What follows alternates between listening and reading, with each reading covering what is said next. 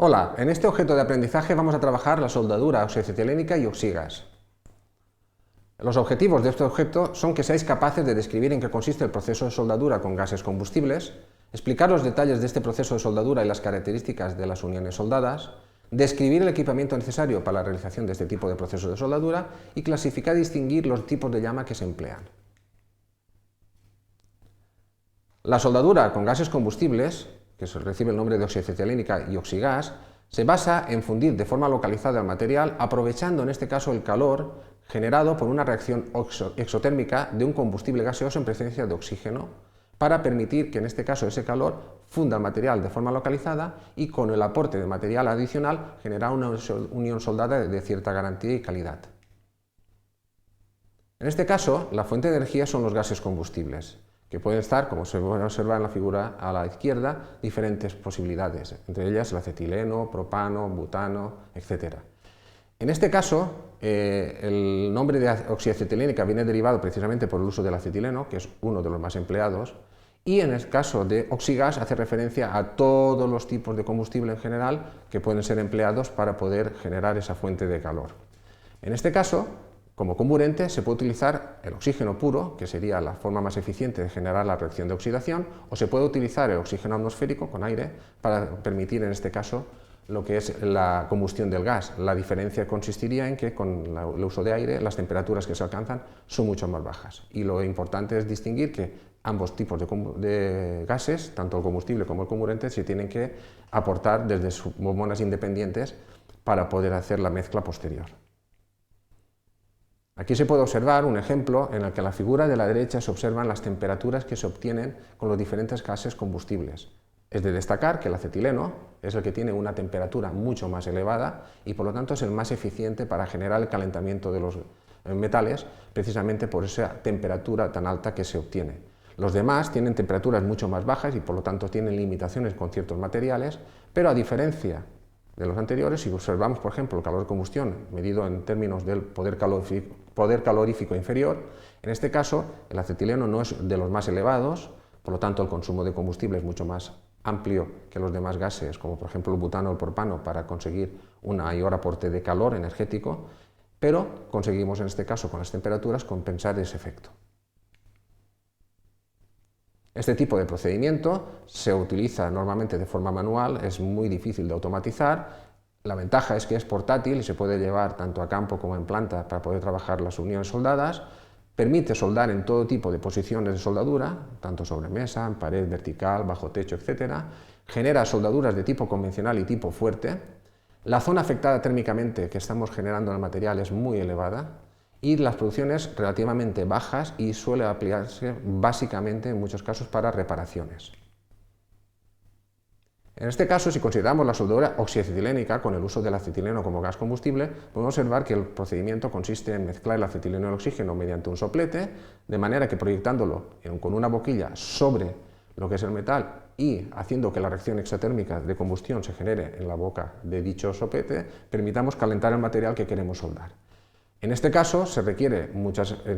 casi siempre utilizar una varilla de aporte material para mejorar la calidad de la unión soldada, y en este caso son los gases que estamos generando de combustión los que protegen el metal fundido de la atmósfera circundante para que no interactúe con el metal que estamos en este caso fundiendo en la zona de unión. En este caso el equipamiento que se requiere son de bombonas que alimenten con el gas, en este caso el acetileno, y en este caso el comburente, que es el oxígeno, independientes, cada una con diferentes, por ejemplo, se suelen utilizar botellas de oxígeno con 200 bares de presión de alimentación y las de acetileno con 15 bares, que tienen manos reductores para reducir esa presión hasta la presión adecuada para poderlas llevar hasta el soplete y poder alimentar la llama sin ningún problema, con mangueras de diferentes diámetros para identificar claramente por cuál de ellas va cada uno de los gases.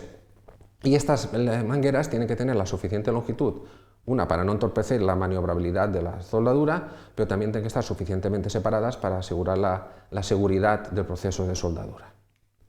Desde el punto de vista de lo que es el soplete consiste, como se puede observar en la figura inferior, en este caso, de una cámara de mezcla donde se mezcla convenientemente y se uniformiza la mezcla del combustible, en este caso el acetileno, junto con el comburente, que es el oxígeno, para proyectarlo hacia la boquilla y permitir que salga la llama en condiciones. En este caso, estos sopletes, además de tener las válvulas reguladoras para que el caudal salga en condiciones para poder obtener la llama adecuada, además suelen tener válvulas antirretorno que impiden que en este caso los gases puedan entrar en combustión hacia el interior del soplete y hacer el retorno de llama a través de las mangueras, el proceso de llama a través de las mangueras hacia lo que serían las pólvoras. Este tipo de sopletes están fabricados habitualmente con material antichispas precisamente para evitar la autocombustión por fricción, golpes, etc. Aquí podemos ver un ejemplo en la soldadura a la izquierda de cómo está operando un soldador que requiere una habilidad manual excelente para manejar tanto el soplete como lo que sería el material de aporte, y aquí a la derecha un ejemplo típico de cómo este tipo de equipamiento es fácilmente transportable para poder operar en diferentes condiciones, sea en planta o fuera de planta, para poder trabajar las soldaduras. Si luego consideramos lo que sería el proceso de combustión, podemos encontrar tres tipos de llamas. La llama neutra, que tenemos a la izquierda, en la que tenemos la dosificación estequiométrica entre acetileno y oxígeno, de manera que todo el combustible está entrando en combustión y por lo tanto no existen residuos de ningún tipo, en la que se consigue un dardo, que es la zona de máxima temperatura, donde se produce toda la combustión del acetileno,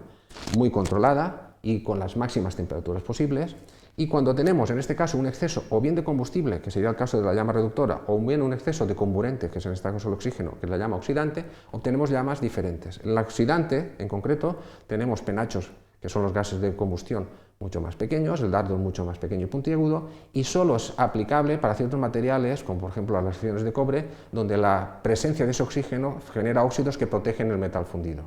En cambio, la llama reductora, donde tenemos exceso de acetileno, realmente todo el acetileno no entra en combustión en presencia del oxígeno y por lo tanto puede quedar residual para que combustione con el oxígeno ambiental, y en este caso lo que tenemos son llamas de más baja temperatura, sobre todo para generar soldaduras de tipo fuerte. En este caso, la soldadura de tipo fuerte, a diferencia de la convencional, precisamente se basa en que no tenemos el mismo material de aporte que las piezas que estamos soldando. Como tenemos este diferente material, lo que hacemos con este procedimiento, con la soldadura acetilínica, es calentar la zona de unión, no para fundir el metal de las piezas, sino para fundir dicho material de aporte. La idea es que debe haber una pequeña holgura, como se observa en la figura de la izquierda, entre ambas piezas, para que el metal fundido del aporte por capilaridad se introduzca y cuando se enfríe genere la zona unión, que es lo que se observa en la figura de la derecha, y garantizar la estanqueidad y unión entre ambas piezas.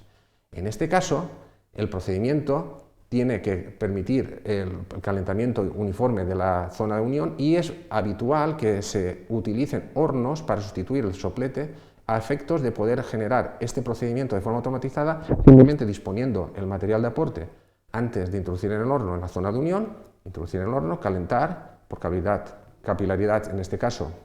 se introduce y cuando lo extraemos tenemos la unión soldada sin necesidad de aplicar colo con dichos sopletes. Aquí tenemos un ejemplo de la imagen de cómo se extrae la soldadura fuerte, por ejemplo para el tema de conducciones de cobre, y cómo efectivamente lo que se está fundiendo no es el material de las piezas, sino realmente el material de aporte, que es el que se introduce en la zona de contacto entre las mismas. En conclusión, con todo lo trabajado en este objeto de aprendizaje, somos capaces de describir las características principales del proceso de soldadura oxiacetilénica y oxigas con las particularidades de los gases empleados, explicar los detalles del equipamiento necesario para la realización de este tipo de proceso de soldadura y distinguir los tipos de llama que se emplean y su funcionalidad en el proceso. Esta es la bibliografía complementaria que puede consultarse para ampliar todos los contenidos que se han trabajado en este objeto. Muchas gracias por vuestra atención.